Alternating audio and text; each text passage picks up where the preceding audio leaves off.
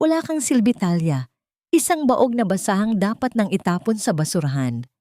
Ang bawat salita ni Doña Aurora ay tila mga lason na pumatak sa aking kaluluwa. Habang bitbit ko ang balita ng aking pagbubuntis, ang tanging gantimpala sa aking katapatan ay ang malupit na pagtataboy sa gitna ng unos. Pero tandaan ninyo, ang pusong winasak ninyo ay siyang magiging mitya ng inyong pagbagsak. Paano nyo haharapin ang katarungang hindi kayang bayaran ng inyong yaman? Hindi natin kailangan ng isang babaeng walang silbi sa pamilyang ito, Ethan. Narito ang ebidensya. Si Talia ay baog. Isang tuyot na lupang hindi kailanman magbubunga ng tagapagmana para sa ating mga Alfaro. Bakit mo papatatagalin ang pagdurusa mo sa isang hampas lupang gaya niya? Ang boses ni Doña Aurora ay malamig pa sa hanging dala ng dumarating na bagyo. Bawat pantig ay tila itak na humahati sa katahimikan ng mansyon. Sa labas ng pinto ng opisina, nakatayo si Talia. Hawak-hawak niya ang isang mainit pang lalagyan ng arroz caldo na maingat niyang niluto sa loob ng 3 oras. Alam niyang pagod si Ethan mula sa trabaho at ito ang tanging paraan na alam niya upang maiparamdam ang kanyang pag-aaruga. Ang init ng lalagyan ay unti-unting dumadaloy sa kanyang mga palad, isang kabalintunaan sa panginginig ng kanyang buong katawan. Pero ma'am, we've been trying. Baka kailangan lang ng mas maraming tests. Ang mahinang sagot ni Ethan, ngunit walang bakas ng pagtatanggol sa kanyang tinig, kundi isang pagod na pagsuko. Tests? Para ano? Para lalo ka lang niyang perahan? Muling asik ng matanda. Look at this medical report, Ethan. It is final. She is barren? At habang itinatago mo ang babaeng iyan dito, sinasayang mo ang oras mo. Beatrice is here. She is well-educated, from a good family, at higit sa lahat, alam nating kaya niyang magbigay ng anak sa'yo. Sa likod ng pintuan, ang mundo ni Talia ay dahan-dahang gumuguho. Ang bawat salitang kanyang naririnig ay tila mga daliri ng yelo na sumasakal sa kanyang hininga. Hindi niya maramdaman ang sahig sa ilalim ng kanyang mga paa. Ang kanyang paningin ay nagsimulang lumabo. Tila ang buong pasilyo ay umiikot sa isang malupit na sayaw ng katotohanan at kasinungalingan. Dahan-dahang dinala ni Talia ang kanyang kaliwang kamay sa kanyang tiyan. Doon, sa ilalim ng suot niyang kupas na duster, ay may isang lihim na buhay na nagsisimulang tumibok. Isang himala na binalak niyang isurpresa kay Ethan ngayong gabi. Ang arroz caldo na kanyang dala ay simbolo sana ng kanilang pagdiriwang, ngunit ngayon, ito ay tila isang mabigat na sumpa na nagpapabigat sa kanyang mga braso. Narinig niya ang tunog ng pagbukas ng pinto. Ang lalagyan ng pagkain ay dahan-dahang nadulas mula sa kanyang nanginginig na mga kamay. Ang pagbagsak nito sa makintab na sahig ay lumikha ng isang malakas na ingay, at ang mainit na lugaw ay tumapon sa lahat ng dako, maging sa mamahaling sapatos ni Doña Aurora. How dare you? Sigaw ng matanda nang makita ang kalat. Nakikinig ka ba sa usapan ng may usapan? At tingnan mo ang ginawa mo sa sapatos ko?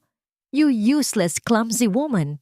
Tumingin si Talia kay Ethan, nagbabakasaling makakita ng kahit kaunting habag. Ngunit ang kanyang asawa ay umiwas ng tingin. Tila ang pagtingin sa kanya ay isang kasalanang hindi niya kayang harapin. Doon, sa mga mata ni Ethan, nakita ni Talia ang mas masakit na katotohanan. Mas pinili nito ang utang na loob sa ina kaysa sa pangako ng kanilang pag-ibig. Lumapit si Beatrice mula sa loob ng silid. Isang mapanuyang ngiti ang nakapaskil sa kanyang mga labi. Kinuha niya ang medical report at ipinakita ito sa mukha ni Talia. Oh, Talia, don't act like a victim. We all know you only married Ethan for the money. Ngayong alam na naming hindi ka makakabuo, what use do we have for you? Pack your rags and leave. Ngayon din, nararamdaman ni Talia ang isang malapot na pait sa kanyang lalamunan. Ang kanyang puso ay tila isang piraso ng baso na dinurog ng libu-libong tonelada ng bigat. Wala siyang mailabas na salita. Ang bawat hikbi ay nakabara, tila isang tinik na ayaw lumabas. Ang kanyang mga binti ay tila naging jelly, ngunit pilit siyang nanindigan. Kinaladkad siya ng mga security guard patungo sa malaking pinto ng mansyon sa utos ni Doña Aurora. Habang papalapit siya sa labasan, ang malakas na buhos ng ulan ay tila sumasabay sa kanyang pagtangis.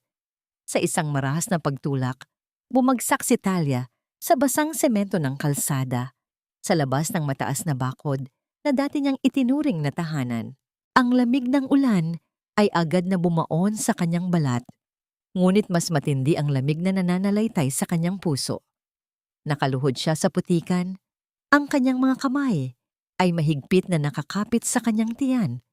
Ang tubig ulan ay humahalo sa kanyang mga luha, bumubuo ng isang ilog ng pait sa kanyang pisngi. Tumingala si Talia sa madilim na langit, habang ang bawat kidlat ay nagbibigay ng panandaliang liwanag sa kanyang nag-iisang figura sa gitna ng bagyo. Ang mansyon ng mga Alfaro ay nanatiling nakatayo, matayog at mapagmataas, habang siya ay iniwan sa dumi ng lansangan. Bakit ang pag-ibig na akala ko ay aking kanlungan, ay siya ring naging dahilan ng aking pagkawasak? Kung ang buhay na nasa loob ko ay itinuturing ninyong isang kamalian, paano ko ituturo sa aking mga anak na ang mundo ay may puso pa para sa mga tulad naming itinakwil? Nanatili siyang nakatayo doon, basa, may sakit at mag-isa, habang ang anino ng mansyon ay tila isang dambuhalang nagbabanta na lulunukin ang huling pag-asa ng kanyang pagkatao. Ngunit sa bawat pintig ng kanyang puso, may isang bagong damdamin ang nagsisimulang sumibol, isang damdaming mas matindi pa sa pag-ibig at mas malalim pa sa pait. Ang bawat hakbang ni Talia sa maputik na eskinita ng tondo ay tila paglubog ng kanyang huling alaala ng karangyaan. Ang amoy ng estero na humahalo sa amoy ng basang basura ay sumalubong sa kanya, isang malupit na paalala na wala na siya sa loob ng air-conditioned na silid ng mansyon. Ang bawat patak ng ulan na bumabagsak sa mga butas-butas na yero ay lumilikha ng isang malungkot na musika na tila tumutukso sa kanyang kinahinatnan. "Iha, Diyos ko, anong nangyari sa'yo?" Isang boses ang bumasag sa katahimikan ng gabi. Isang matandang babae, si Aling Rosa, ang nagmamadaling lumapit sa kanya, bitbit ang isang lumang payong na may mga tahi-tahi na. Hindi na nagawa pang sumagot ni Talia.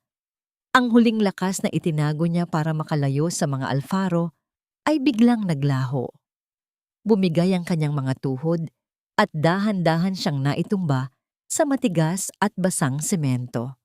Ang huling nakita niya bago tuluyang magdilim ang kanyang paningin ay ang nag-aalalang mukha ni Aling Rosa at ang madilim na langit na tila walang balak magbigay ng liwanag. Nagising si Talia sa loob ng isang maliit na barong-barong.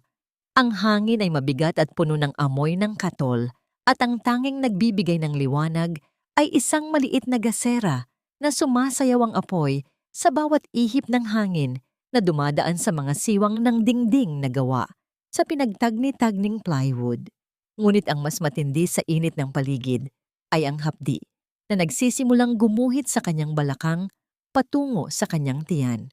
"Iha, relax ka lang. Nandito lang ako. Breathe, okay? Hinga ng malalim," wika ni Aling Rosa habang hinahaplos ang pawisang noon ni Talia. "Aling Rosa, ang mga anak ko.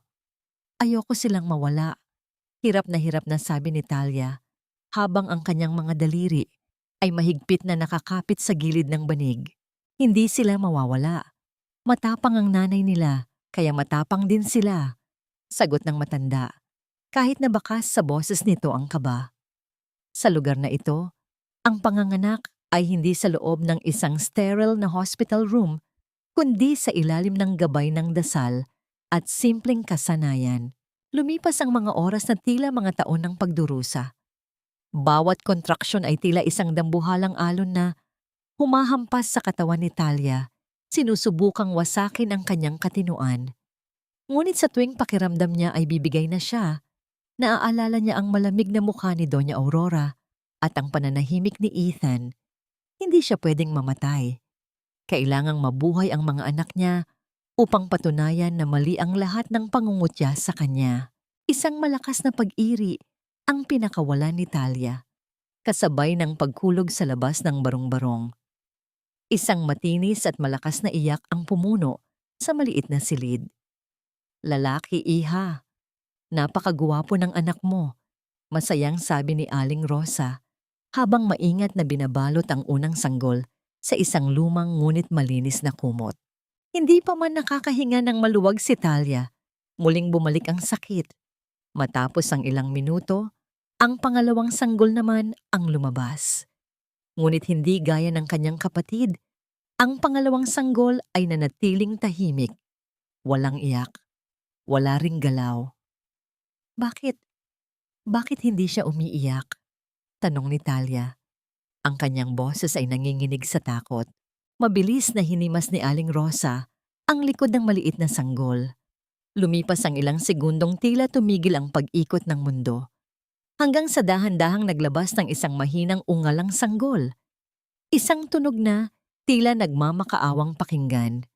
Ngunit ang napansin ni Talia ay ang kulay ng labi nito. Isang maputla at halos asul na kulay na tila isang babala ng isang malalim na karamdaman. "Angelo at Angela," bulong ni Talia habang pinagmamasdan ng kanyang kambal na nakahiga sa kanyang tabi. Si Angelo, ang panganay, ang siyang may mahinang tinig at asul na labi. Si Angela naman ay tila laging nakahawak sa kamay ng kanyang kuya kahit sa unang sandali ng kanilang buhay. Sa gitna ng pagod at panghihina, nakaramdam si Talia ng isang uri ng kapayapaan na hindi niya nahanap sa mansyon ng mga Alfaro. Dito, sa gitna ng karukhaan, sa ilalim ng bubong na tumutulo ang tubig ulan, ay naroon ang kanyang tunay na kayamanan. Kinaumagahan, habang mahimbing na natutulog ang kambal, tumayo si Aling Rosa upang kumuha ng mainit na tubig. Sa pag-alis nito, hindi sinasadyang nahulog ang isang lumang kahon mula sa ilalim ng papag. Bumukas ito at tumambad ang ilang mga lumang gamit. Kinuha ni Talia ang isang nahulog na sobre. Ang kanyang puso ay tila tumigil sa pagtibok nang makita ang disenyo ng sobre. Ito ay gawa sa mamahaling papel, may gintong ukit sa gilid, at isang pamilyar na tatak na hinding-hindi niya malilimutan. Ang tatak ng pamilya Alfaro. Nanginginig ang mga kamay ni Talia habang binabasa ang pangalang nakasulat sa likod ng sobre. Ito ay isang sulat na may petsang 20 taon na ang nakalilipas, at ang nakasulat na tatanggap ay si Rosa Maria Valderrama, ang tunay na pangalan ni Aling Rosa. Bakit may sulat si Doña Aurora para sa kanya? Bulong ni Talia sa sarili. At ano ang kinalaman ng babaeng nagligtas sa akin sa pamilyang nagtapon sa akin sa dumi? Bago pa niya mabuksan ang sulat, narinig niya ang mga yapak ni Aling Rosa na pabalik na sa silid. Agad niyang ibinalik ang sobre sa kahon at nagkunwaring natutulog, ngunit ang kanyang isipan ay puno na ng mga bagong katanungan na tila mas madilim pa sa gabi sa tondo. 5 taon. Para sa marami, ang 5 taon ay mabilis na paglipas ng mga pahina sa kalendaryo, ngunit para kay Talia, ang bawat araw ay isang pakikidigma sa tadhana. Ang kanyang mga kamay, na dati ay makinis at tila porselana sa loob ng mansyon ng mga Alfaro, ngayon ay magaspang na. May mga hiwa mula sa paglilinis ng mga isda sa palengke at mga paltos mula sa walang humpay na paglalaba ng mga damit ng ibang tao. Tuwing 3:00 ng madaling araw, habang ang buong tondo ay balot pa ng kadiliman at ang tanging naririnig ay ang mahinang hilik ng kanyang mga kapitbahay, gising na si Talia. Maingat niyang inaayos ang kumot ni na Angelo at Angela. Tinitiyak na hindi sila darapuan ng lamig na nanunuot sa mga siwang ng kanilang dingding. "Mama, aalis ka na po." Ang mahinang boses ni Angelo ang bumasag sa katahimikan. Bumangon ang bata. Ang kanyang mga mata ay mapupungay at ang kanyang balat ay tila mas maputla kaysa sa karaniwan. "Oh, anak, Kailangang maagang makarating sa palengke para makakuha ng sariwang tinda. Matulog ka pa. Babalik si Mama bago kayo mag-almusal. Bulong ni Talia habang hinahalikan ang noo ng anak. Ramdam niya ang mahinang tibok ng puso ni Angelo sa kanyang palad. Isang tibok na tila isang orasan na may depekto. Paminsan-minsan ay bumibilis, paminsan-minsan ay tila hihinto. Ang buhay sa tondo ay isang malupit na guro. Natutunan ni Talia na ang isang pisong barya ay katumbas ng isang subo ng kanin at ang bawat barya na kanyang naitatabi sa loob ng isang lumang lata ng gatas ay nakalaan para sa asul na gamot ni Angelo. Si Angela naman, sa kabila ng murang edad, ay naging katuwang ni Talia. Siya ang munting ate na nagbabantay kay Angelo tuwing wala ang kanilang ina. Laging handang kumuha ng baso ng tubig o paypayan ng kuya kapag ito ay nahihirapang huminga. Isang hapon, habang naglalakad pa uwi si Talia, bitbit ang ilang piraso ng tinapay, nakita niya ang isang itim na sasakyan na nakaparada sa dulo ng kanilang eskinita. Ang makintab na pintura nito ay tila isang malaking insulto sa paligid na puno ng basura at putik. Hindi pangkaraniwan ang mga ganitong sasakyan sa loob ng tondo. Habang dumadaan siya, naramdaman ni Talia ang isang pares ng mga mata na nakatingin sa kanya mula sa likod ng madilim na salamin ng kotse. Huminto ang kanyang puso sa kaba, ngunit pinilit niyang magpatuloy sa paglalakad hanggang sa makarating sa kanilang barong-barong. "Mama, happy birthday po!" Sabay na sumalubong ang kambal sa kanya. Napatigil si Talia. Nakalimutan na niya na kaarawan pala niya ngayon. Inilabas ni na Angelo at Angela ang isang munting regalo, isang bulaklak na gawa sa makukulay na plastik na basura na maingat nilang nilinis at binuo. "Hindi po namin kayo maibilhan ng totoong cake, pero sabi ni Angela, mas maganda daw po ito kasi hindi nalalanta," sabi ni Angelo habang nakangiti, kahit na bakas ang pagod sa kanyang mukha. Napaiyak si Talia. Hindi dahil sa lungkot, kundi dahil sa sobrang pagmamahal. Ito ang kanyang golden moment. Isang sandali kung saan ang karukhaan ay natatalo ng busilak na puso ng kanyang mga anak. "Salamat mga anak. Ito ang pinakamagandang regalo na natanggap ko sa buong buhay ko." Ngunit ang kaligayahan ay panandalian lamang. Kinagabihan, habang kumakain sila ng simpleng hapunan, biglang binitiwan ni Angelo ang kanyang kutsara. Ang kanyang mga kamay ay dumanas ng panginginig at ang kanyang mga labi ay mabilis na naging kulay ube. "Angelo, anak!" Sigaw ni Talia habang mabilis na sinalo ang bata bago pa ito mahulog sa sahig. Hindi po ako makahinga." Hirap na sabi ni Angelo. Ang kanyang dibdib ay mabilis na tumataas at bumababa, ngunit tila walang hangin na pumapasok. Nagkagulo ang buong eskinita. Tinulungan sila ni Aling Rosa na maisakay si Angelo sa isang tricycle patungo sa pinakamalapit na pampublikong ospital. Sa loob ng emergency room, ang amoy ng gamot at ang tunog ng mga makina ay tila isang malupit na paalala ng kahinaan ng buhay. Pagkalipas ng ilang oras, lumabas ang doktor na may bitbit na medical chart. Ang kanyang mukha ay seryoso at walang bakas ng pag-asa. "Mrs. Alfaro, o Talia, pasensya na. Kailangang maging tapat ako sa iyo," panimula ng doktor. Ang butas sa puso ni Angelo ay lumalaki. Hindi na sapat ang mga gamot na iniinom niya. Kung hindi siya maoperyahan sa loob ng isang buwan, baka hindi na kayanin ng kanyang katawan. Ang kanyang puso ay masyado nang pagod. "Magkano po ang kailangan, Dok?" Tanong ni Talia. Ang kanyang boses ay halos pabulong na lamang sa tindi ng takot. Nang banggitin ng doktor ang halaga, tila gumuho ang langit sa ibabaw ni Talia. Ang halagang kailangan ay hindi niya kikitain kahit maglaba pa siya sa buong tondo sa loob ng 10 taon. 1 buwan, Talia. Iyon na lang ang oras na meron tayo. Huling sabi ng doktor bago ito lumisan. Naiwan si Talia na nakatayo sa pasilyo ng ospital, yakap-yakap ang kanyang sarili habang ang kanyang mga luha ay walang tigil sa pag-agos. Sa gitna ng kanyang kawalan ng pag-asa, naalala niya ang itim na sasakyan sa eskinita. Sino ang nagmamay-ari niyon? At bakit tila sinusundan siya ng kanyang nakaraan sa oras na ang buhay ng kanyang anak ang nakataya? May isang pagpipilian na lamang si Talia, isang desisyon na wawasak sa kanyang natitirang dignidad, ngunit magliligtas sa hininga ng kanyang anak. Kailangan niyang bumalik sa lugar na nagtaboy sa kanya. Kailangan niyang harapin ang mga demonyo ng kanyang nakaraan. Magkano ba ang halaga ng isang buhay kung ang barya sa iyong bulsa ay sapat lamang para sa huling hininga?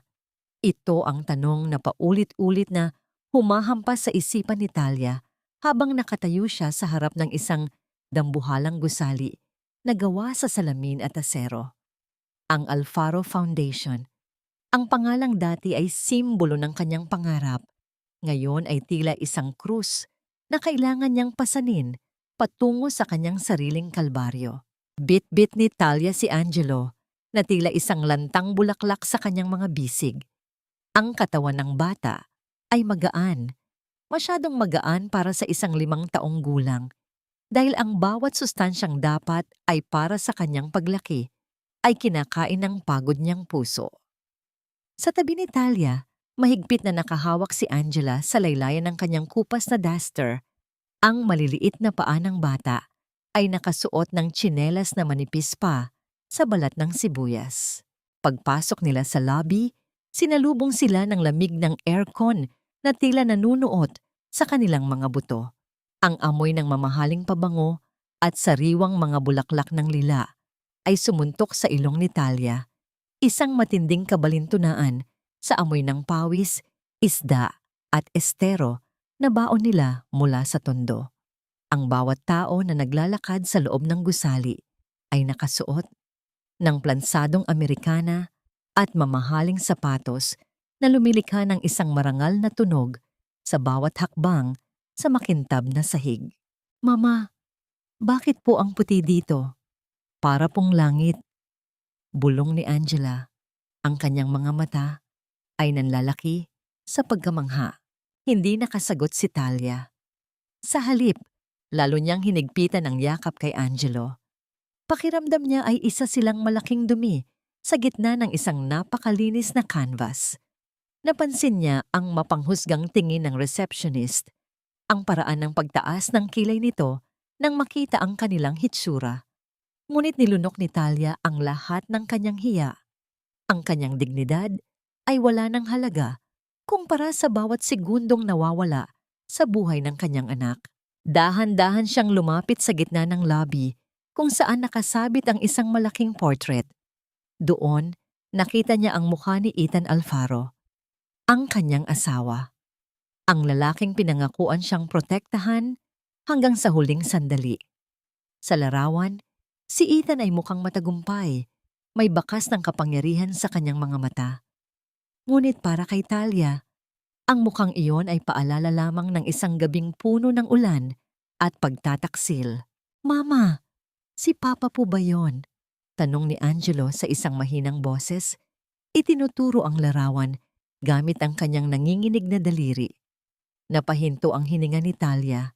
Hindi niya alam na natatandaan pa ng bata ang mukhang nakita lamang nito sa ilang lumang litrato na itinago niya. Huwag kang malikot, anak. Magpapakabait tayo dito para matulungan tayo ng mga doktor, okay?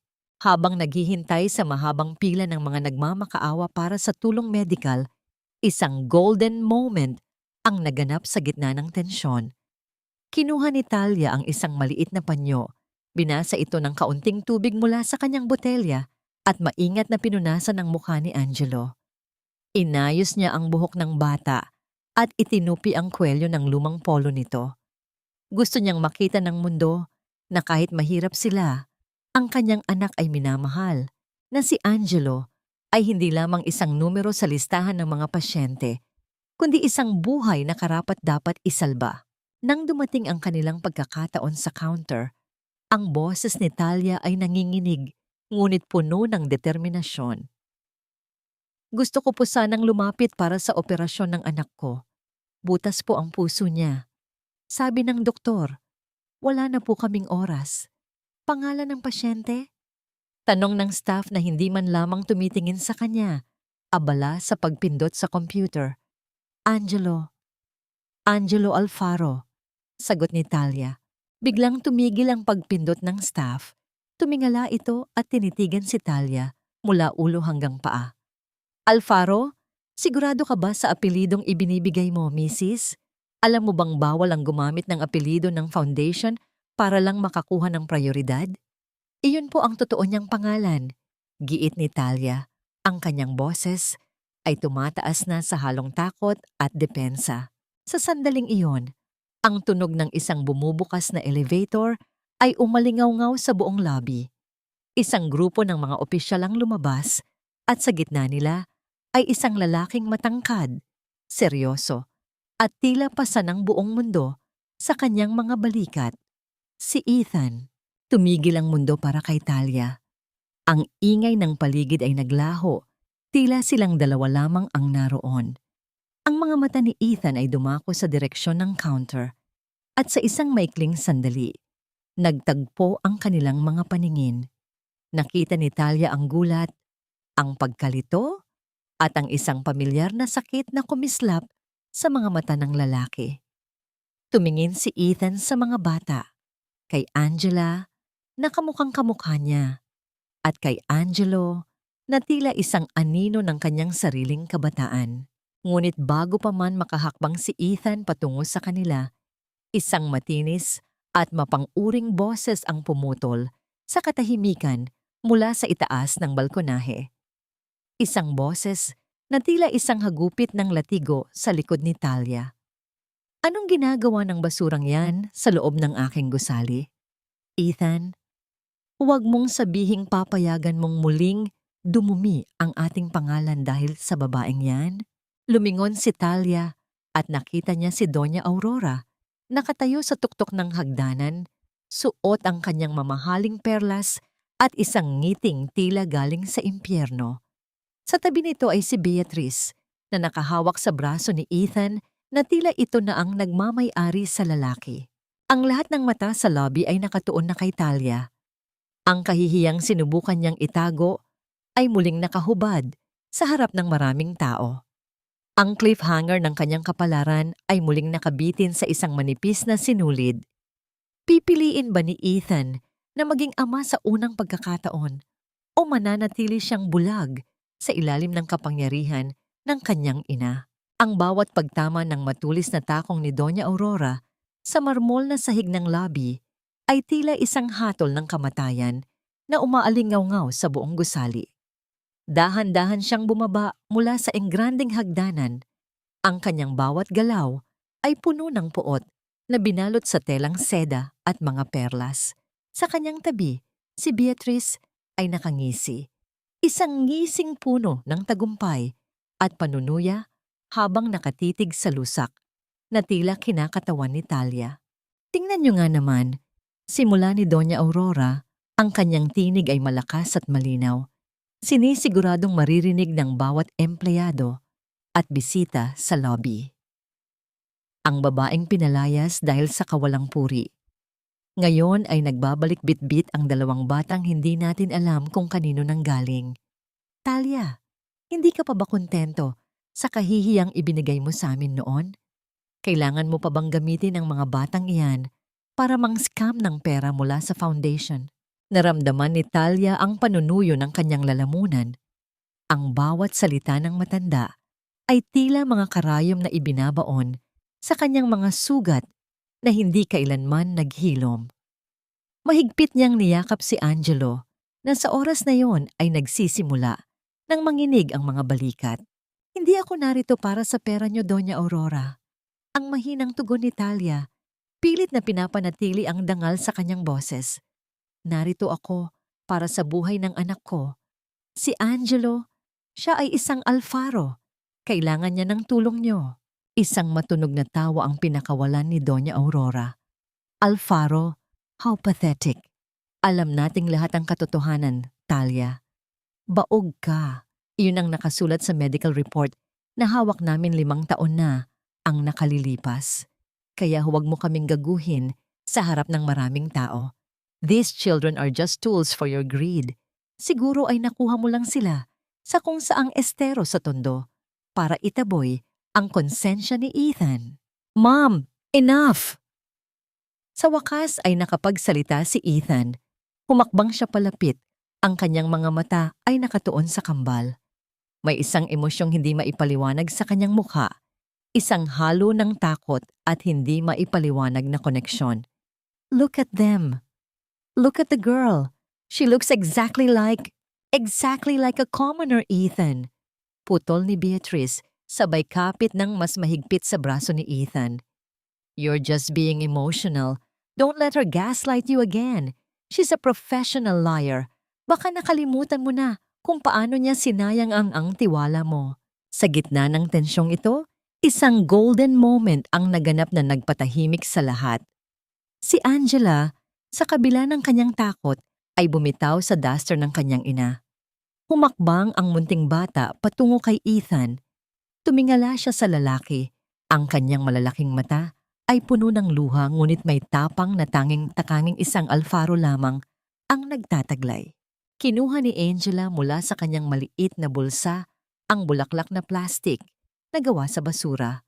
Ang regalong ibinigay nila sa kaarawan ni Talia. Iniabot niya ito kay Ethan. Sir, Papa, please po, tulungan niyo si Kuya. Sabi po ni Mama, mabait ang mga tao dito. Huwag niyo na po kaming pagalitan. Basta pagalingin niyo lang po ang puso ni Angelo. Akin na lang po itong bulaklak. Huwag niyo na pong saktan si Mama. Napatigil si Ethan. Ang kanyang kamay ay nanginginig habang dahan-dahang tinatanggap ang piraso ng plastik na basura na tila ito ang pinakamahalagang hiyas sa mundo.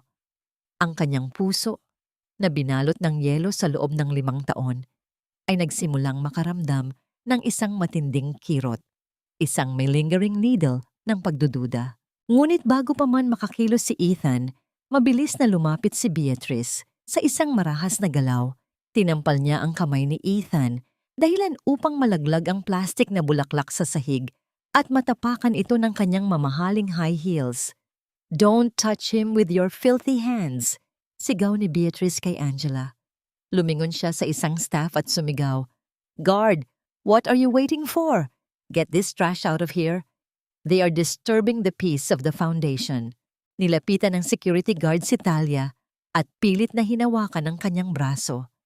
Sa kaguluhang yon, ang baso ng tubig na hawak ng isang dumaang staff ay nabunggo ni Beatrice.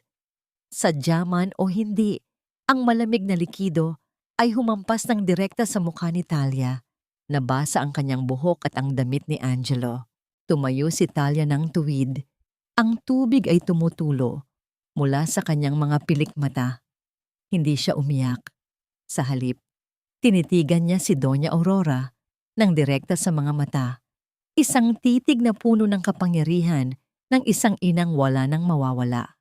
Maari niyo akong tapakan, hiyain at basain ng dumi. Simula ni Talia, ang kanyang boses ay tila isang malamig na hangin na nagpatahimik sa labi. Ngunit ang katotohanan ay hindi niyo kailanman malulunod.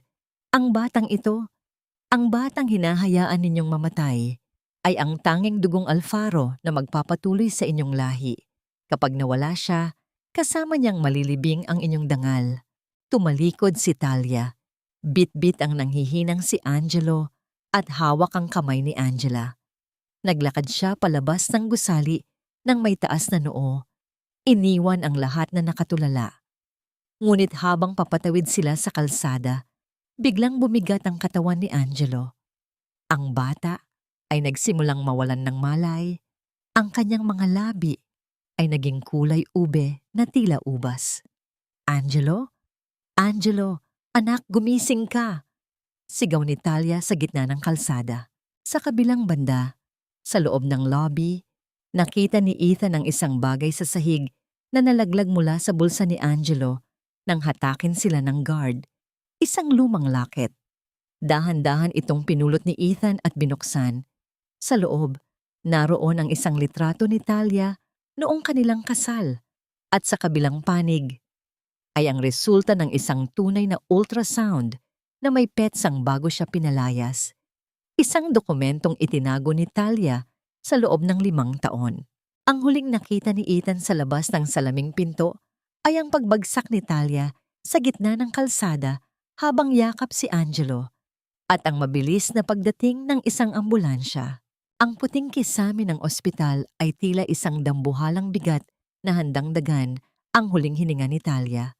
Sa labas ng silid ng emergency room, nakaupo siya sa isang malamig na sementong upuan. Ang kanyang mga kamay ay magkayakap sa sarili, habang ang bawat segundo ay tila isang patak ng asidong tumutunaw sa kanyang pag-asa. Naririnig niya ang mahinang tunog ng mga gulong ng stretcher na dumadaan, ang mabilis na hakbang ng mga nurse at ang walang humpay na tunog ng makinang nagbabantay sa tibok ng puso ni Angelo sa loob. Isang tunog na tila isang martilyo na pumupukpok sa kanyang katinuan. "Mama, gising na po ba si Kuya?" Ang mahinang tinig ni Angela ay tila isang haplos sa gitna ng unos. Nakasandalang bata sa kanyang binti. Ang mga mata ay namumula na sa kakaiyak, ngunit pilit na nagpapakatatag para sa kanyang ina. "Malapit na, anak. Matapang ang kuya mo," bulong ni Talia, kahit na ang totoo ay nararamdaman niya ang sariling puso na unti-unti ring namamatay sa bawat sandali ng kawalang katiyakan. Samantala, sa loob ng kanyang madilim na opisina, si Ethan ay tila isang estatwang nakatitig sa locket na hawak niya. Ang ultrasound na nakita niya sa loob ay tila isang buhay na saksi na sumisigaw ng katotohanan. 5 taon. 5 taon siyang nabuhay sa ilalim ng anino ng isang kasinungalingan. Tiningnan niya ang petsa sa ultrasound. Ito ay kinuha 1 linggo bago niya pinalayas si Talia. Kung baog siya, paano na nagkaroon ng ganitong dokumento? Tanong ni Ethan sa sarili. Ang kanyang boses ay puno ng pait. Dali-dali niyang kinuha ang kanyang telepono at tinawagan ng doktor na nagbigay ng medical report noon. Si Dr. Arnaldo, ang pamilyang doktor ng mga Alfaro. "Doc, kailangan nating mag-usap. Ngayon din, huwag mong subukang umiwas kung ayaw mong mabulok sa kulungan."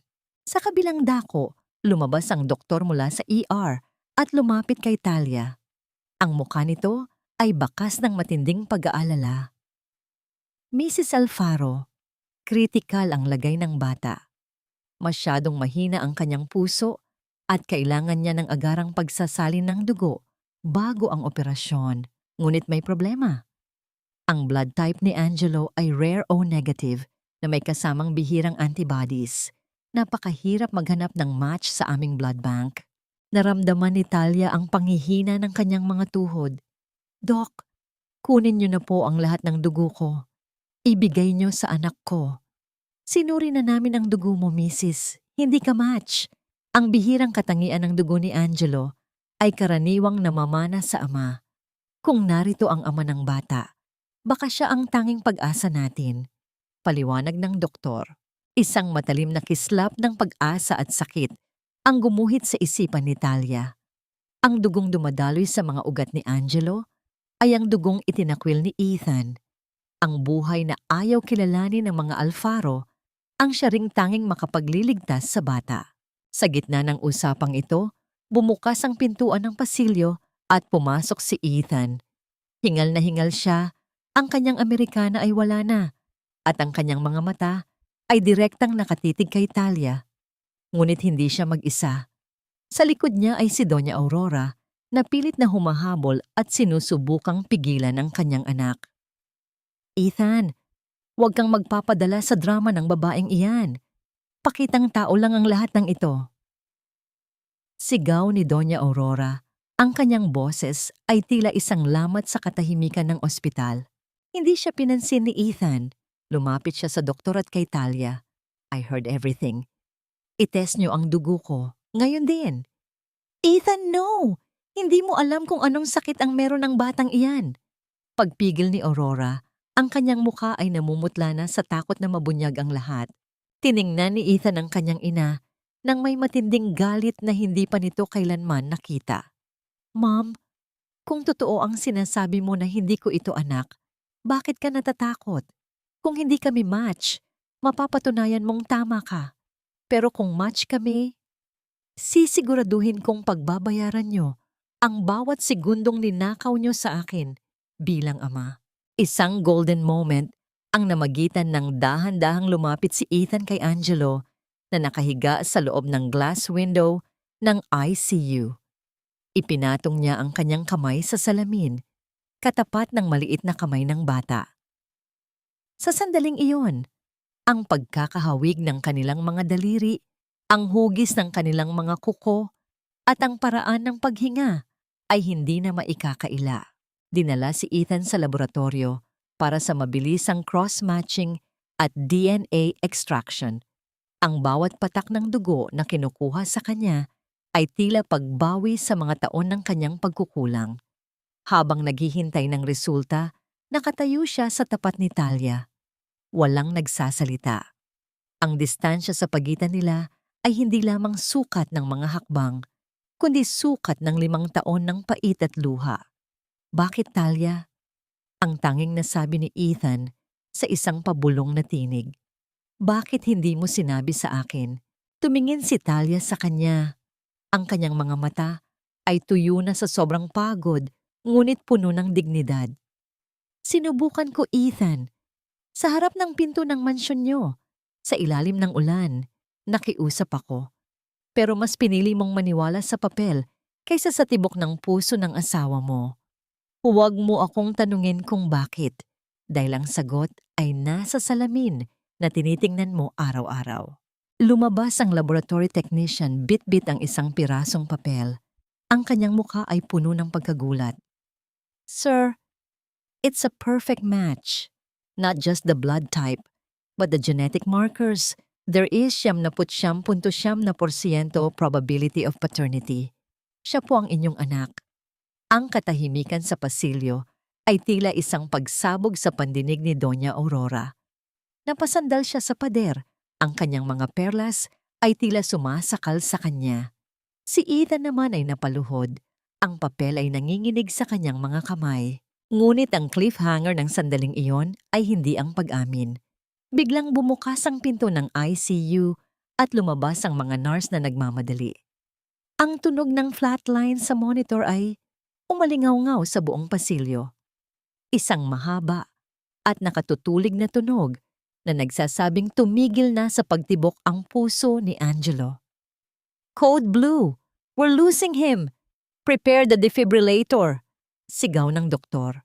Ang huling nakita ni Talia bago siya tuluyang mawalan ng malay ay ang figura ni Ethan na pilit na pumapasok sa loob ng silid. Sumisigaw ng pangalan ng anak na ngayon pa lamang niya tunay na nakilala. Mamatay na ang anak ko, Ethan. Habang tinitingnan mo ang mga papel na yan, ang dugong dapat ay nagliligtas sa kanya ay unti-unti nang naninigas sa loob ng kanyang mga ugat. Ang boses ni Talia ay tila isang galing sa hukay, basag at puno ng despair na hindi kayang abutin ng anumang salita. Sa loob ng ICU, ang mga doktor ay tila mga aninong mabilis na gumagalaw sa paligid ni Angelo. Ang bawat pagtama ng kuryente mula sa defibrillator sa dibdib ng bata ay nagdurulot ng marahas na pag-alon sa maliit nitong katawan. Ngunit ang monitor ay nananatiling nagpapakita ng isang tuwid na linya, isang malupit na guhit na nagsasabing ang kabilang buhay ay pilit na hinihila ang bata palayo. Sir, we need the specialized heart bypass machine from the main Alfaro Medical Center. But Doña Aurora, she denied the emergency transfer request. Sabi niya, under maintenance daw ang unit. Ang ulat ng nurse na tila isang malamig na tubig na ibinuhos kay Ethan. Napatitig si Ethan sa kanyang ina na nakatayo sa dulo ng pasilyo, kalmado at tila walang pakialam habang nag-aayos ng kanyang mamahaling belo. Sa sandaling iyon, naramdaman ni Talia na ang tanging paraan upang mabuhay ang kanyang anak ay ang gibain ng pader ng puot sa puso ni Doña Aurora. Hindi na nag-isip si Talia. Sa harap ng maraming tao, sa gitna ng malamig at makinang na pasilyo ng ospital, dahan-dahang bumigay ang kanyang mga binti. Ang tunog ng pagtama ng kanyang mga tuhod sa matigas na semento ay tila isang malakas na dagok sa pandinig ni Ethan. Nakaluhod si Talia, ang kanyang mga kamay ay nakataas, na tila nagdarasal sa isang Diyos na hindi siya naririnig. Doña Aurora, nakaluhod na ako sa harap mo. Hikbi ni Talia, ang kanyang mga luha ay pumapatak sa semento, bumubuo ng maliliit na batik ng pait. Tapakan niyo na ang dangal ko. Itapon niyo ako sa pinakamaduming lugar. Basta iligtas niyo lang ang apo niyo. Huwag niyo siyang idamay sa galit niyo sa akin. Sinasabi niyo na wala akong kwenta. Sige po, tatanggapin ko. Pero ang batang yan, wala siyang kasalanan. Isang golden moment ang namagitan ng dahan-dahang kinuha ni Doña Aurora ang kanyang baso ng tsa na dala ng kanyang katulong. Sa halip na tulungan si Talia, dahan-dahan niyang itinapon ang laman nito sa paanan ng nakaluhod na ina. Ang mainit na likido ay humalo sa mga luha ni Talia sa sahig. Ang mga tulad mo, Talia, ay sanay sa putik, kaya dyan ka nararapat. Ang malamig na sabi ng matanda. If you want that machine, you stay there. Huwag kang tatayo hanggat hindi ko sinasabi.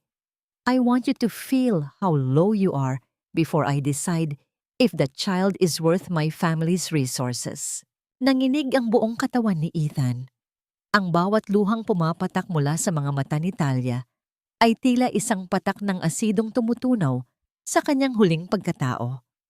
Tiningnan niya ang kanyang asawa, ang babaeng minahal niya, ang inang nagpalaki sa kanyang mga anak sa hirap, na ngayon ay tila isang basahang itinuturing ng sarili niyang ina. Mama, stop this! Please!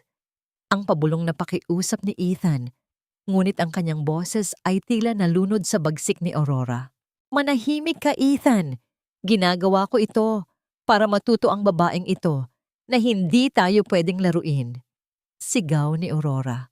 Ngunit sa gitna ng malupit na eksenang ito, isang maliit na kamay ang humawak sa balikat ni Talia.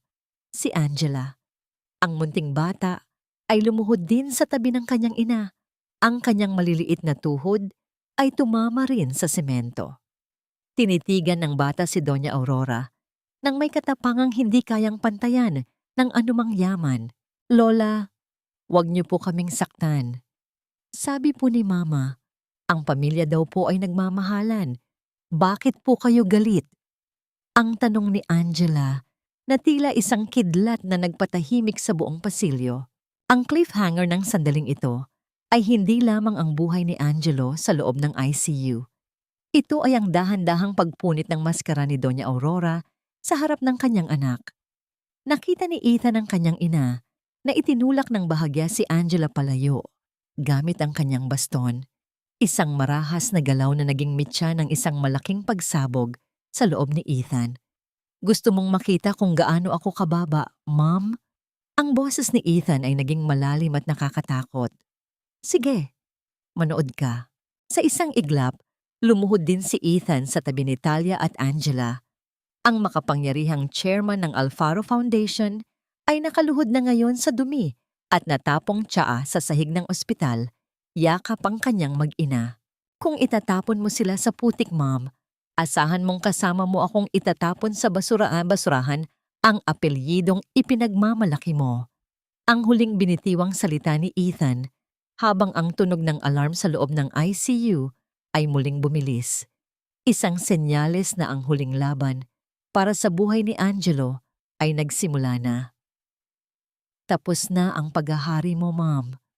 Ang bawat luhang pumatak mula sa mga mata ni Talia ay bilang na, at ang bawat sakit na idinulot mo sa aking mga anak ay sisingilin ko sa iyo ng may interes. Ang tinig ni Ethan ay hindi na ang tinig ng isang masunuring anak. Ito ay isang malalim at nanunuot na dagundong na tila nagmula sa kailaliman ng kanyang pagkatao. Dahan-dahan siyang tumayo mula sa pagkakapulaot sa basang semento. Ang kanyang mamahaling Amerikana ay narumihan na ng tsaa at putik, ngunit sa unang pagkakataon, sa loob ng 5 taon, ang kanyang tindig ay tila isang matayog na tore na hindi na kayang itumba ng anumang unos. Sa isang marahas na galaw, kinuha ni Ethan ang kanyang telepono. "This is Ethan Alfaro. I am invoking my primary authority as the chairman. Ipadala niyo ang bypass machine dito sa ospital sa loob ng 10 minuto. Kung may humarang, sibakin niyo sa trabaho, maging sino man sila. At tawagan ang mga abogado ko. I want a restraining order against my own mother." Nalaglag ang panga ni Doña Aurora. Ang kanyang mukha na dati ay puno ng pagmamataas ay unti-unting napalitan ng isang maputlang kulay ng takot. "Ethan, are you out of your mind? I am your mother. Ginagawa ko ito para sa dangal ng mga Alfaro." "Ang dangal na tinutukoy mo, ma'am, ay kasing dumi ng tiyan na itinapon mo sa asawa ko." Ang mabilis na sagot ni Ethan. Tumingin siya sa mga security guard na dati ay nakasunod sa utos ng matanda. "Ilabas niyo si Doña Aurora. Ngayon din, huwag niyo siyang hahayaang makalapit sa pamilya ko." Isang golden moment ang nasaksihan ng mga nurse at doktor nang ilabas ni Ethan ang kanyang sutlang panyo.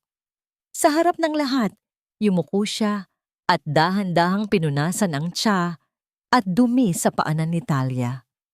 Ang kanyang mga kamay ay nanginginig sa pagsisisi. Ang bawat haplos niya sa paa ng asawa ay tila isang tahimik na paghingi ng tawad na hindi kayang bigkasin ng bibig.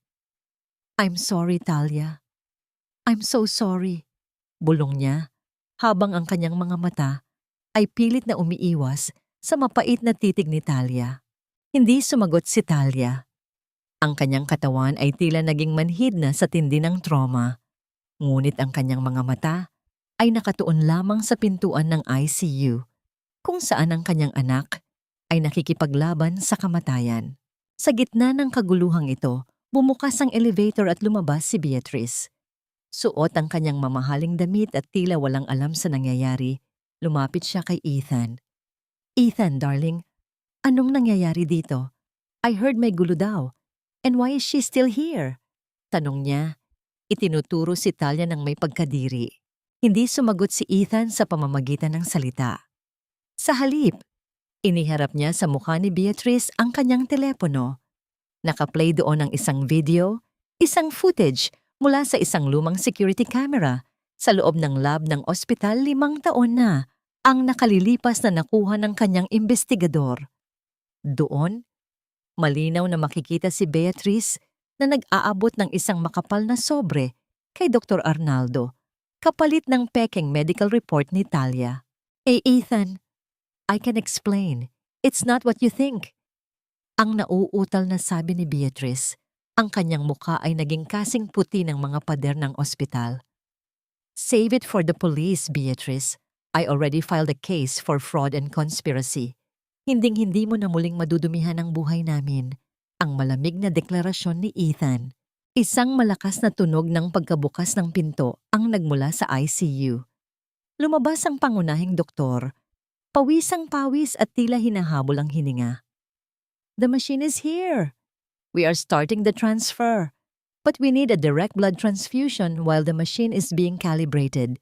Mr. Alfaro, you are the only one. Kailangan ka namin sa loob ngayon din." Agad na tumayo si Ethan, handang ibigay kahit ang huling patak ng kanyang dugo. Ngunit bago siya pumasok, hinawakan ni Talia ang kanyang braso. Ang kanilang mga mata ay nagtagpo. Isang saglit na puno ng 5 taon ng pait. Ngunit may isang maliit na kislap ng pag-asa para sa kanilang anak. "Iligtas mo siya, Ethan." Ang tanging sabi ni Talia. Ang kanyang boses ay tila isang utos mula sa langit. "Iligtas mo ang anak natin. At baka sa huli, mahanap natin ang paraan para mapatawad ang ating nakaraan." Pumasok si Ethan sa ICU at ang mga pinto ay muling sumara ng may isang mabigat na tunog. Ang cliffhanger ng sandaling ito ay ang bawat patak ng dugo ni Ethan na dumadaloy patungo kay Angelo. Ngunit sa kalagitnaan ng pagsasalin, biglang nagkaroon ng komplikasyon. Ang katawan ni Ethan ay nagsimulang manginig at ang blood pressure niya ay mabilis na bumaba. Doctor, ang donor, he's having an allergic reaction to the anticoagulant. Kung itutuloy natin, pwedeng tumigil ang puso ni Mr. Alfaro. Sigaw ng nurse. Naiwan si Talia sa labas, nakatitig sa salamin, habang nakikita ang kanyang asawa at ang kanyang anak na parehong nakikipag-agawan sa hininga sa loob ng iisang silid. Sino ang titira? Sino ang mawawala? At hanggang saan ang kayang ibigay ng isang ama para sa kanyang anak na ngayon lamang niya nayakap? Kahit ubusin niyo ang huling patak ng dugo ko, huwag lang siyang mawala. Ipagpapatuloy natin ito. Ang tinig ni Ethan ay paos. Halos pabulong na lamang dahil sa matinding panghihina. Ngunit ang bawat salita ay may bigat ng isang panata. Sa loob ng ICU, ang kapaligiran ay balot ng isang nakabibinging tensyon. Ang kanyang katawan ay nanginginig na sa tindi ng allergic reaction. Ang kanyang balat ay namumula at ang bawat paghinga niya ay tila isang pakikipagbuno sa libu-libong tinik sa kanyang baga. Ngunit ang kanyang mga mata ay nananatiling nakatitig sa monitor ng kanyang anak. Sir, your heart rate is hitting dangerous levels. Kailangan na nating ihinto ang transfusion. Ang nag-aalalang boses ng doktor na tila malayo sa pandinig ni Ethan. Mula sa labas ng salamin, nakadikit ang mukha ni Talia. Ang kanyang mga palad ay nakapatong sa malamig na ibabaw ng glass partition, tila sinusubukang abutin ang init ng buhay sa loob. Nakikita niya ang hirap ng kanyang asawa, ang lalaking 5 taon niyang kinamuhian, ngunit ngayon ay siyang nag-aalay ng sariling buhay para sa kanilang anak. Sa sandaling iyon, ang puot na iningatan ni Talia sa loob ng mahabang panahon ay dahan-dahang tinutunaw ng isang matinding awa. Ethan, wag. Ang tanging naibulong niya. Ang kanyang hininga ay nag-iiwan ng munting ulap sa salamin. Isang golden moment ang nasaksihan ng mga nurse nang sa gitna ng kanyang panghihina. Dahan-dahang inabot ni Ethan ang maliit na kamay ni Angelo. Kahit na ang kanyang sariling mga daliri ay nanginginig, maingat niyang pinagsalikop ang kanilang mga kamay. Sa unang pagkakataon, ang dugong itinakwil ng mga Alfaro ay dumadaloy na bilang isang tulay ng buhay. At sa isang milagro ng medisina at pag-ibig, ang monitor ni Angelo ay nagsimulang magpakita ng isang maayos na ritmo. Ang matagal na tuwid na linya ay napalitan ng maliliit na bundok ng pag-asa. The patient is stabilizing. His oxygen levels are going up. Ang sigaw ng isang nurse na tila isang awit ng tagumpay. Ngunit kasabay ng pagbangon ni Angelo, ang katawan ni Ethan ay tuluyan ng bumigay.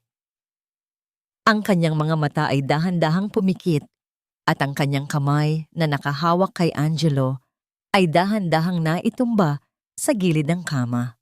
Ang tunog ng kanyang sariling monitor ay naglabas ng isang babala. Ang kanyang blood pressure ay bumagsak sa pinakamababang antas. Donor down! Full cardiac arrest! Get the crash cart! Nagkagulo ang loob ng silid. Habang inilalabas si Angelo para sa susunod na yugto ng operasyon, ang mga doktor naman ay nakatutok na sa pagsalba kay Ethan. Sa labas ng pasilyo, sa gitna ng katahimikan at pananalangin ni Talia, dumating si Aling Rosa.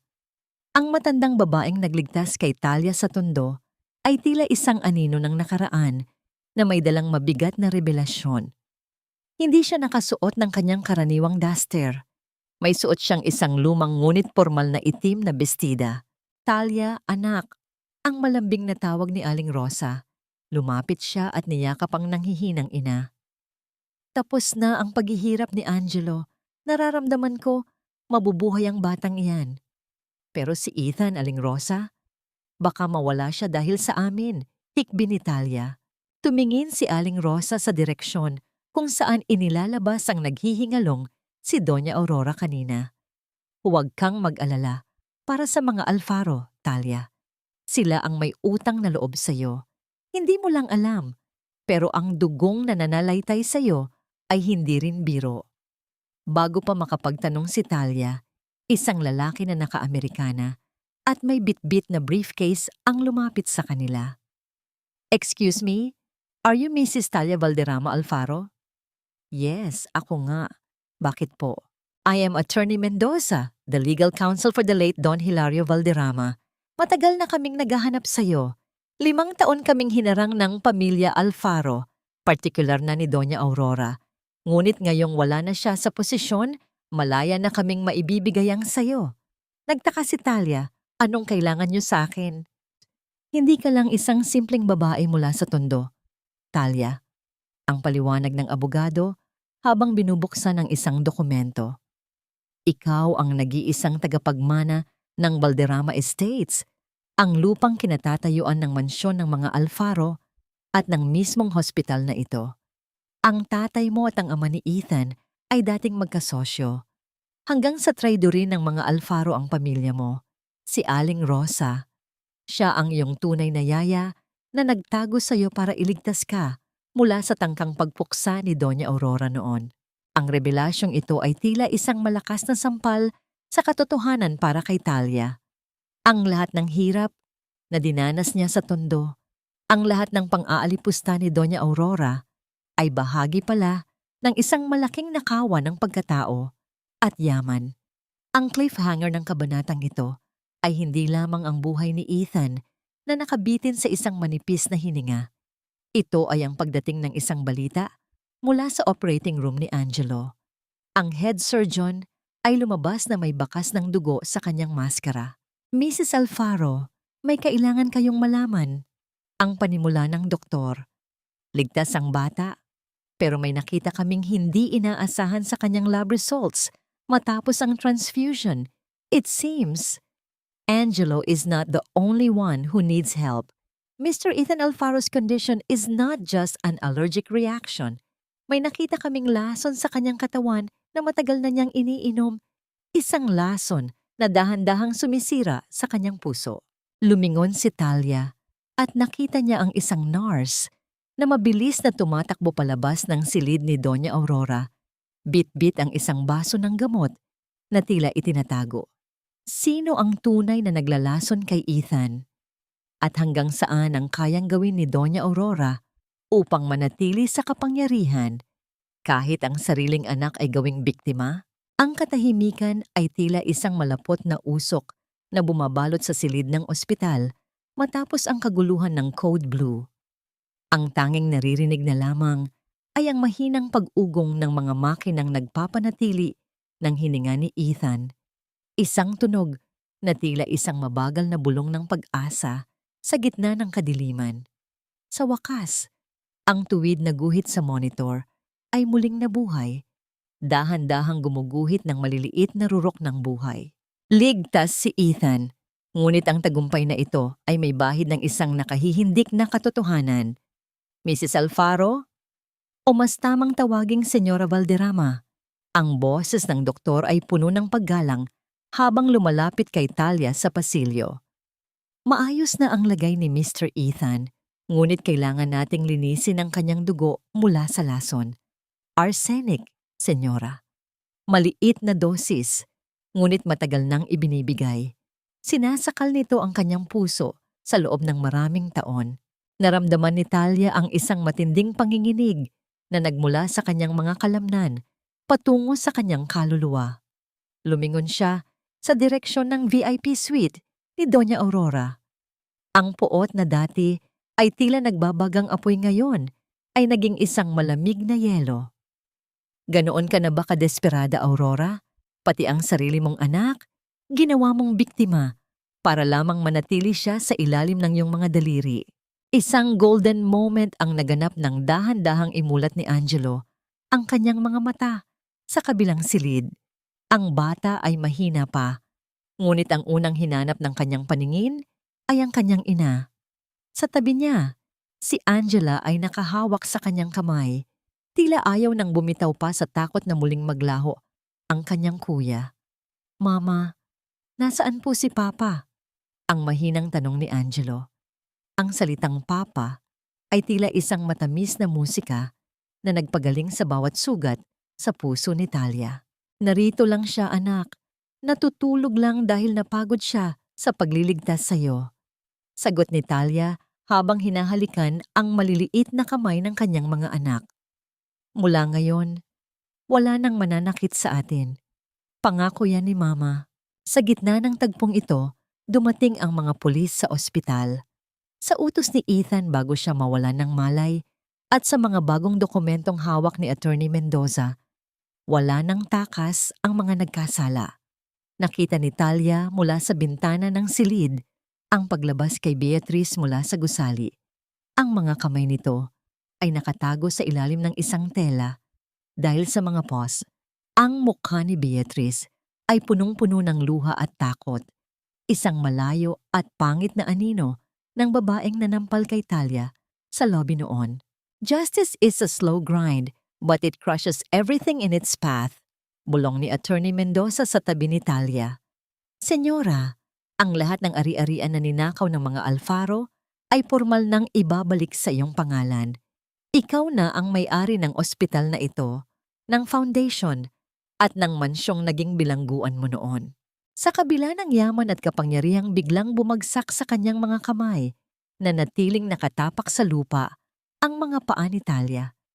Tiningnan niya si Aling Rosa, ang babaeng naging sandigan niya sa tondo. Aling Rosa, hindi ko ito gagawin para sa yaman. Gagawin ko ito para sa bukas ng aking mga anak. Lumipas ang ilang araw at ang kondisyon ni Ethan ay unti-unti nang bumubuti.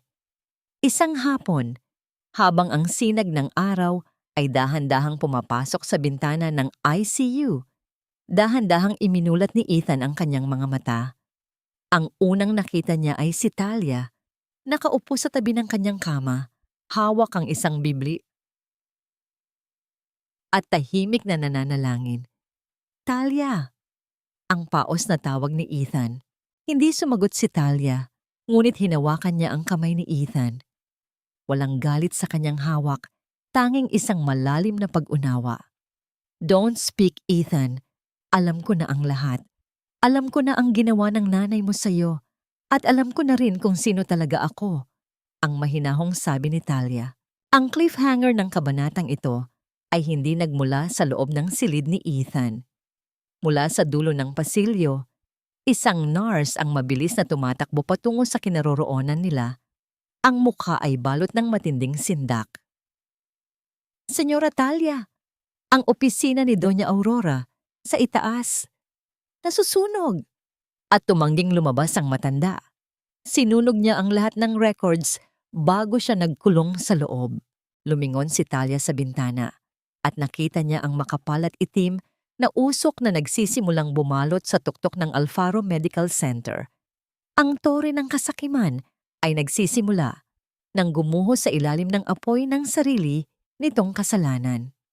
Hayaan niyo siyang harapin ang apoy na siya rin ang mitya, ang malamig na sabi ni Talia, habang mahigpit niyang hawak ang kamay ni Ethan, tila binabakuran ang kanyang pamilya mula sa huling pagwawala ng isang demonyo. Ang apoy na itinanim mo sa puso ng iba, Aurora, ay siya ring apoy na lalamon sa iyong trono. Ito ang tanging naisip ni Talia habang pinagmamasdan ng itim na usok na dahan-dahang gumagapang sa mga puting pader ng ospital. Ang amoy ng sunog na papel at kemikal ay humahalo sa malamig na hangin ng pasilyo. Isang nakakasulasok na paalala na ang bawat kasinungalingang itinatago sa loob ng maraming taon ay dahan-dahan nang nagiging abo. Sa loob ng ICU, pilit na bumabangon si Ethan sa kabila ng kanyang panghihina. Ang kanyang mga mata ay nanlalaki sa takot habang nakatingin sa refleksyon ng apoy sa bintana. Mama, kailangan niyo siyang iligtas. Talia, please. Kahit anong ginawa niya, inako pa rin siya. Ang paos at nanginginig na pagsusumamo ni Ethan. Tumingin si Talia sa kanyang asawa. Nakita niya ang isang anak na wasak ang puso. Isang lalaking nagmamahal pa rin sa kabila ng unti-unting paglason sa kanya. Sa sandaling iyon, nanaig ang habag sa puso ni Talia. Hindi dahil mahal pa niya ang matanda, kundi dahil ayaw niyang makita si Ethan na habang buhay na dadalhin ang bigat ng pagkamatay ng sariling ina. Attorney Mendoza, tawagan niyo ang bumbero. Sabihin niyo may tao sa loob. Sigaw ni Talia habang mabilis na tumatakbo patungo sa hagdanan.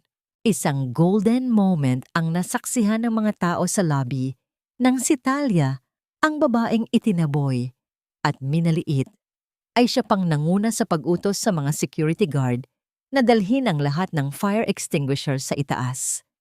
Sa gitna ng kaguluhan, nakita ni Talia si Doña Aurora sa dulo ng pasilyo ng itaas na palapag. Nakatayo ang matanda sa gitna ng naglalagablab na silid, yakap-yakap ang isang dambuhalang portrait ng kanyang sarili at ang mga titulo ng lupa na kinulimbat niya. Aurora, lumabas ka na dyan. Hindi na mahalaga ang mga papel na yan. Sigaw ni Talia, habang ang init ng apoy ay tila humahalik na sa kanyang balat. Tumingin si Aurora kay Talia. Walang takot sa kanyang mga mata.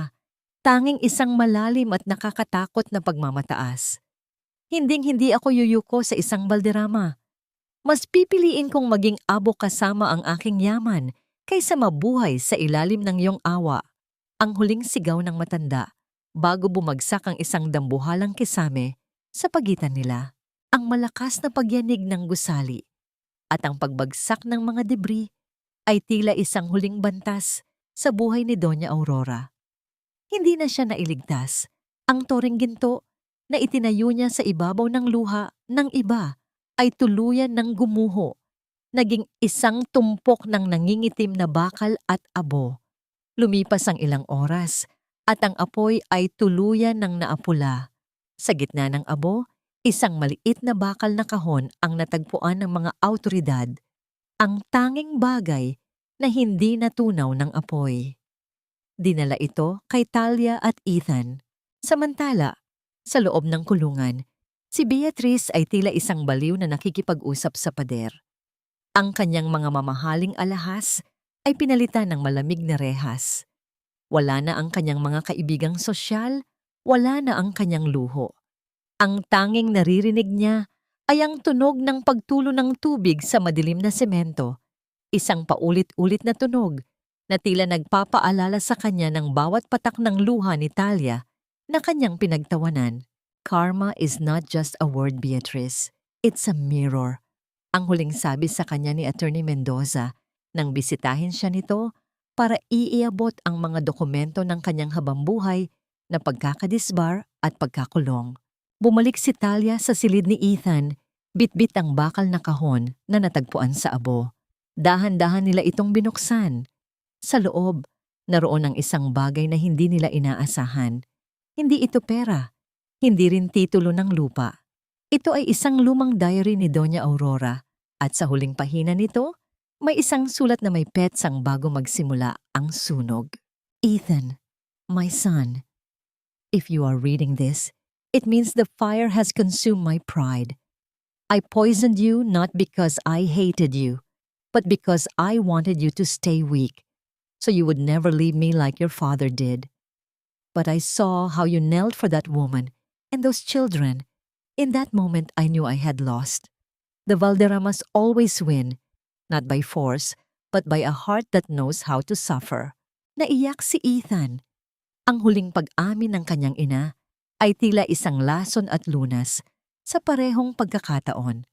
Napatingin si Talia sa labas ng bintana, kung saan ang araw ay dahan-dahang sumisikat sa itaas ng tondo.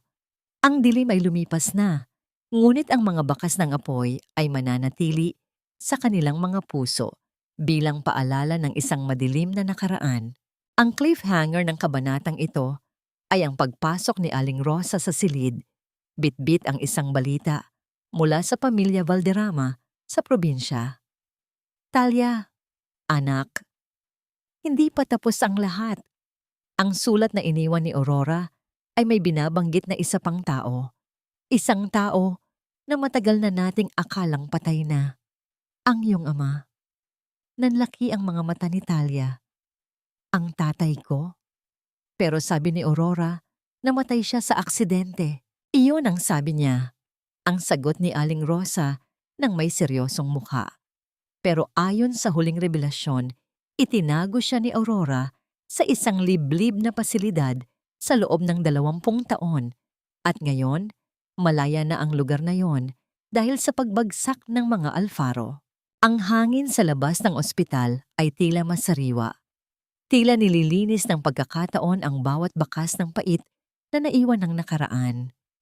Si Talia, na dati ay nakayuko sa ilalim ng bigat ng kahihiyan, ngayon ay nakatayo nang matayog sa harap ng kanyang asawa at mga anak. Ang bawat hakbang niya patungo sa kanyang bagong kinabukasan ay may kasamang determinasyon. Hindi na siya ang babaeng nagmamakaawa sa pintuan ng mansyon, kundi isang babaeng hawak na ang susi sa sarili niyang tadhana. "Senyora, handa na ang sasakyan." Ang magalang na boses ni Attorney Mendoza ang pumutol sa malalim na pag-iisip ni Talia. Tiningnan ni Talia si Ethan. Ang lalaking nakahiga sa kama ay unti-unti nang nagkakaroon ng kulay sa kanyang mga labi. Ang mga mata ni Ethan, na dati ay puno ng pagkalito at pagod, ngayon ay nakatitig kay Talia nang may pagsamba at walang hanggang paghingi ng tawad. "Talia, sasama ako," ang paos na sabi ni Ethan, pilit na bumabangon. "Kahit hindi pa ako lubos na malakas, kailangan kong makita kung totoo ang balita tungkol sa iyong ama. Kailangan kong humingi ng tawad sa kanya at sa iyo para sa lahat ng mga taon na ninakaw ko sa inyo." "Ethan, magpahinga ka muna." Ang malambot na sagot ni Talia. Hinawakan niya ang pisngi ng asawa, isang haplos na puno ng pagpapatawad. "Gawin natin ito ng magkakasama, ngunit hindi sa paraang minamadali. Ang ating pamilya ay hindi na kailangang makipagkarera sa panahon. Mayroon na tayong bukas." Sa loob ng isang pribadong sasakyan, binaybay nila ang daan patungo sa isang liblib na lugar sa probinsya. Si Angelo at Angela ay masayang naglalaro sa likod, isang masayang tanawin na tila isang himala pagkatapos ng lahat ng mga pagsubok. Ang kanilang tawa ay musika sa pandinig ni Talia. Isang musika na nagpapahiwatig na, sa kabila ng lahat, ang pag-ibig ay tunay na may bukas pa. Narating nila ang isang matandang gusaling tila kinakain na ng panahon. Dito, ayon sa impormasyon, ang huling lugar na pinagdalhan kay Don Hilario Valderrama. Habang bumababa sila ng sasakyan, isang matandang lalaki na may mapuputing buhok at nanlalabong mga mata ang dahan-dahang lumabas mula sa pintuan. Ang kanyang tindig ay nanghihina, ngunit ang kanyang mga mata ay nanatiling matalas. Mga mata na tila hinahanap ang isang taong matagal na niyang kinaligtaan. "Tatay," ang nanginginig na bulong ni Talia. Huminto ang matanda. Tumingin siya sa direksyon ni Talia at sa isang sandali, ang kanyang mga kamay na nanginginig ay dahan-dahang itinaas upang hawakan ang mukha ng babaeng nasa kanyang harap. "Talia? Talia, anak ko?" Ang boses ng matanda ay tila isang kalansing ng kampana sa gitna ng katahimikan. "Diyos ko, matagal na kitang hinintay. Akala ko ay hindi ko na makikita ang iyong paglaki." Ang tagpo ay isang golden moment na walang salitang makakapaglarawan. Ang pagyakap ni Talia sa kanyang ama ay isang tagpo ng paghilom. Isang tagpo kung saan ang lahat ng mga taon ng pagdurusa, pagtataksil at kalungkutan ay tila napawi sa isang sandali ng pagmamahal. Si Ethan naman ay nananatiling nakatayo sa di kalayuan. Yumuko ng may paggalang at pagsisisi, isang tanda na siya ay handa nang tanggapin ang anumang hatol ng pamilyang kanyang nasaktan. Ngunit ang bagong simula na ito ay may kaakibat na panibagong hamon. Habang nag-uusap ang mag-ama, may isang lalaking nakasuot ng itim na jacket ang dahan-dahang lumalapit sa sasakyan ni Natalia mula sa malayo. Hawak nito ang isang maliit na remote control. "Hindi niyo pwedeng makuha ang lahat ng yan ng ganoon lang," bulong ng lalaki. Ang cliffhanger ng kabanatang ito ay ang pagtunog ng isang malakas na alarm sa sasakyan ni Talia. Nang lumingon si Ethan, Nakikita niya ang maliit na pulang ilaw sa ilalim ng kanilang kotse, isang bomba. Talia, mga bata. Layo. Ang sigaw ni Ethan habang mabilis na tumakbo patungo sa kanyang pamilya. Ang huling nakita ni Talia ay ang nagbabadyang pagsabog na handang tumapos sa kanilang bagong simula bago pa man ito tuluyang mag-ugat.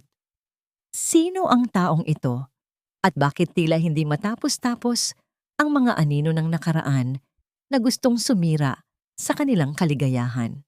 Sa isang iglap, ang mundo ay tila huminto.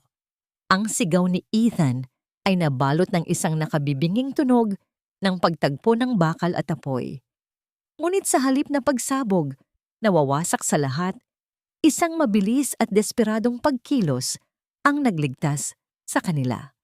Bago pa man umabot ang remote control sa mekanismo, isang matapang na tauhan ni Attorney Mendoza ang humarang sa lalaking may hawak ng detonator. Dahilan upang ang bomba ay bumagsak sa damuhan at hindi sumabog ng tama. Ang lalaking may hawak ng bomba ay mabilis na tumakbo palayo sa dilim ng kagubatan. Ngunit hindi na mahalaga ang paghuli sa kakanya sa sandaling iyon. Ang mas mahalaga ay ang kanilang kaligtasan. Lahat ba ay ligtas?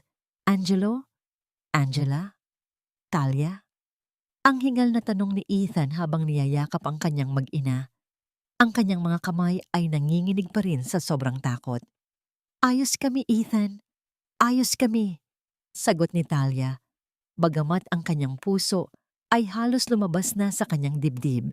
Ang lalaking nagtangkang pumatay sa kanila ay hindi isang estranghero. Nang mahuli siya ng mga tauhan ni Attorney Mendoza, natuklasan nila ang isang liham sa kanyang bulsa, isang kontrata na nilagdaan ng dating kanang kamay ni Doña Aurora, si Mr. Gomez. Ito ang huling piraso ng puzzle. Hindi si Doña Aurora ang nag-iisang arkitekto ng kanilang pagdurusa. May isang sindikato na nakikinabang sa pagkawala ng mga Valderrama sa loob ng 2 dekada. Dinala nila ang lalaki sa harap ni Don Hilario. Ang matanda, sa kabila ng panghihina, ay tumingin sa lalaki ng may matinding awtoridad. Sino ang nag-utos sa'yo? Ang tanong ni Don Hilario.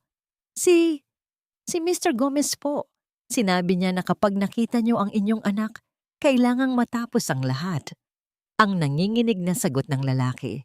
Dito na unti-unting nabuo ang buong larawan. Ang pagtataksil ni Beatrice, ang pagtatago kay Don Hilario, at ang pagtatangkang pagpatay sa kanila ngayon. Lahat ay konektado sa isang malaking sabwatan upang kontrolin ang Valderrama Estates. Si Mr. Gomez, ang tunay na mastermind na nagmanipula sa lahat, kabilang ang paggamit kay Doña Aurora para sa sarili niyang interes. Akala nila ay magwawakas ang lahat sa pagkamatay ni Aurora, ang mahinang sabi ni Ethan. Ngunit ang sindikatong ito ay hindi nagbibilang ng tao, nagbibilang lang sila ng pera. Nagdesisyon si Talia, hindi na siya mananatiling biktima na naghihintay ng sakuna. Attorney Mendoza, dalhin niyo ang lahat ng ebidensya sa National Bureau of Investigation. Gawin natin ang nararapat.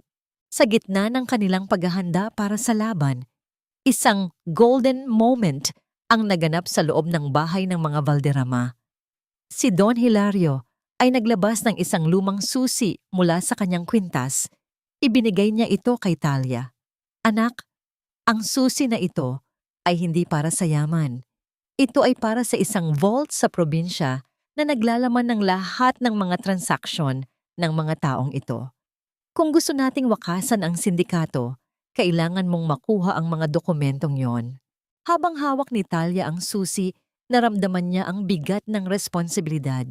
Ito ang huling piraso. Kapag nabuksan niya ang vault na yon, ang sindikato ay guguho at ang tunay na hustisya ay makakamit. Talia, sasama ako. Pagpupumilit ni Ethan. Hinding-hindi na kita hahayaang humarap sa panganib ng mag-isa. Hindi ito tungkol sa akin, Ethan. Ito ay tungkol sa atin, sagot ni Talia.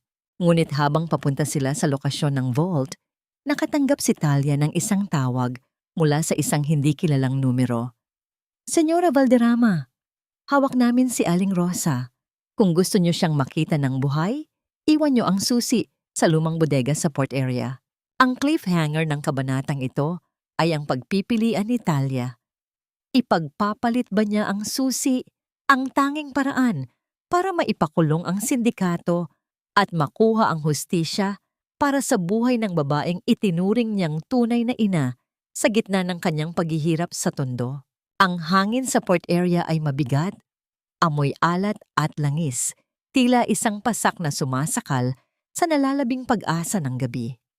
Dito, sa gitna ng mga naglalakihang container van na tila mga dambuhalang bantay, naghihintay si Talia.